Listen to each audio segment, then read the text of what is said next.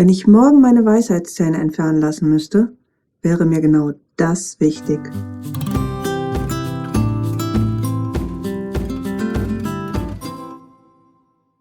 Wenn du zum ersten Mal vor der Entscheidung stehst, einen Weisheitszahn entfernen zu lassen oder sogar mehrere, kann es für den einen total entspannt sein. Für die meisten ist es allerdings eine echte Herausforderung, die ganz viele Fragen aufwirft. Und speziell jetzt denkst du vielleicht, muss das überhaupt sein? Kann ich das irgendwie umgehen? Habe ich vielleicht Schmerzen? Oder vielleicht sogar, schaffe ich das überhaupt? Aber all diese Fragen kann man sehr leicht beantworten und dir deine Sorgen nehmen. Denn es gibt speziell für die Weisheitszahnentfernung hervorragende OP-Techniken und erprobte Behandlungsabläufe, die man einsetzt. Und ich beschäftige mich jeden Tag mit Patienten, die in ihrem Leben teilweise noch nicht einmal eine Füllung bekommen haben, jetzt vor der Entscheidung stehen, ihre Weisheitszähne entfernen zu lassen und das auch mit Bravour meistern. Mein Name ist Dr. Nadja Rancho und in diesem Video erkläre ich dir die 5 wichtigsten Dinge, die man vor einer Weisheitszahnentfernung wissen sollte. Wenn du auf diese Punkte achtest, wird dir das helfen, schneller, besser und entspannter durch deine Behandlung zu kommen. Der erste Punkt ist, wann und warum sollten Weisheitszähne entfernt werden? Hierzu muss man einen kleinen Ausflug in die Anatomie des Kiefers und des Zahnwachstums machen. So wie du und ich haben ca. 95% der Menschen Weisheitszähne.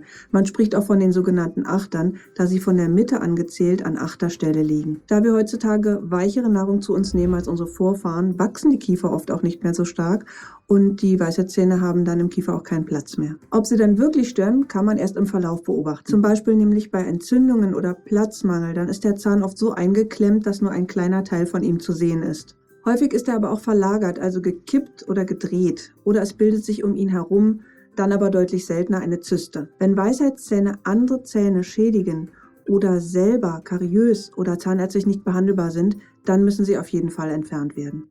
Das alles wären therapeutische Gründe, Weisheitszähne zu entfernen. Häufig werden Weisheitszähne aber auch prophylaktisch nach abgeschlossener kieferorthopädischer Behandlung entfernt, um das erreichte Ergebnis stabil zu halten. Die Entfernung ist in der Regel bei jüngeren Patienten leichter, weil der Kieferknochen noch weicher ist und die Wurzeln des Zahnes noch nicht ausgewachsen sind. Der zweite Punkt ist, wie läuft die Entfernung ab?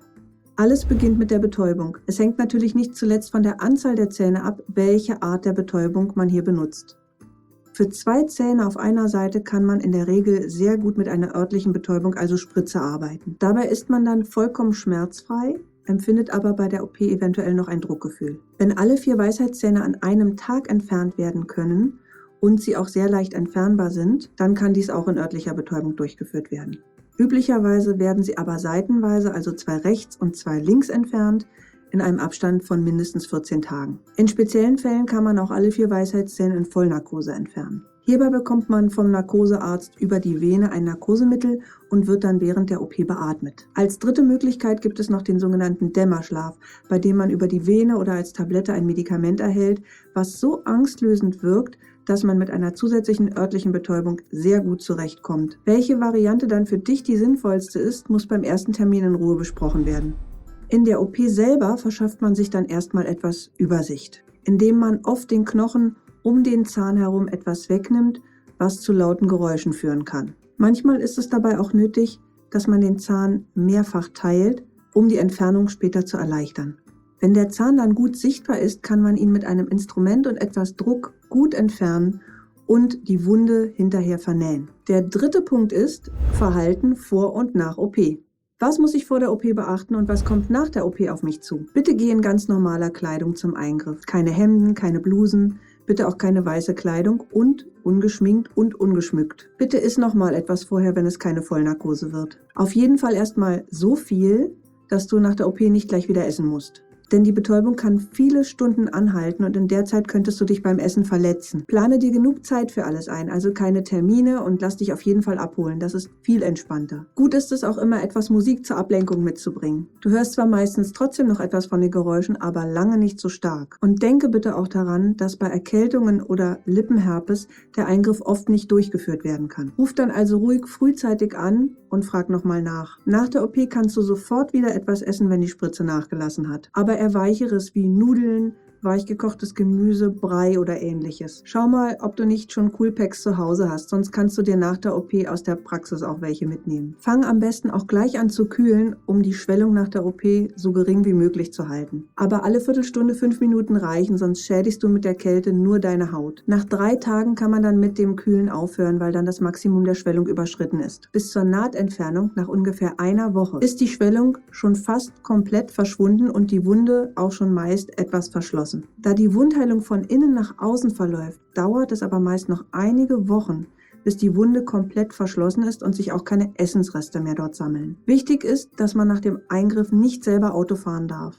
Also am besten, du fährst mit den Öffentlichen nach Hause oder lässt dich fahren. Bei Vollnarkose oder Dämmerschlaf darfst du die Praxis überhaupt nur mit einer Begleitperson verlassen. Also das bitte vorher gut organisieren. Wichtig ist, dass du daran denkst, dass wenn ein Weisheitszahn im Oberkiefer entfernt wird, du danach eventuell 2 Wochen die Nase nicht schneuzen oder fliegen darfst. Dies gilt zwar nur in Ausnahmefällen und wird dir nach der OP auch nochmal gesagt, solltest du aber bei der Planung beachten. Sport würde ich mir auf jeden Fall 1-2 Wochen nach der OP nicht vornehmen. Der 4. Punkt ist, welche Alternativen habe ich?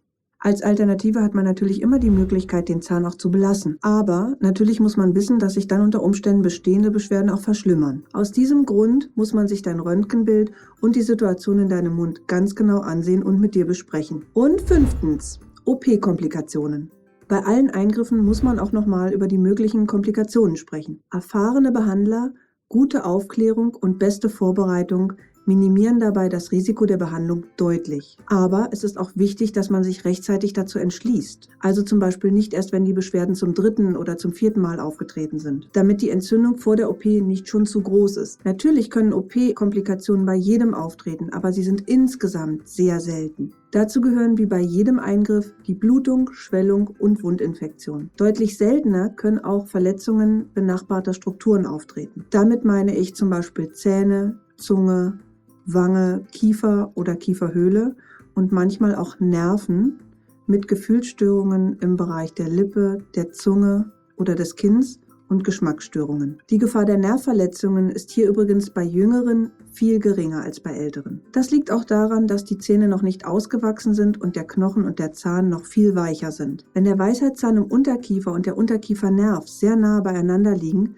wird manchmal auch eine 3D-Röntgenaufnahme empfohlen, um den Abstand besser einschätzen zu können. Das bespricht man aber nochmal ganz in Ruhe. Stell dann all deine noch offenen Fragen und du wirst optimal vorbereitet sein.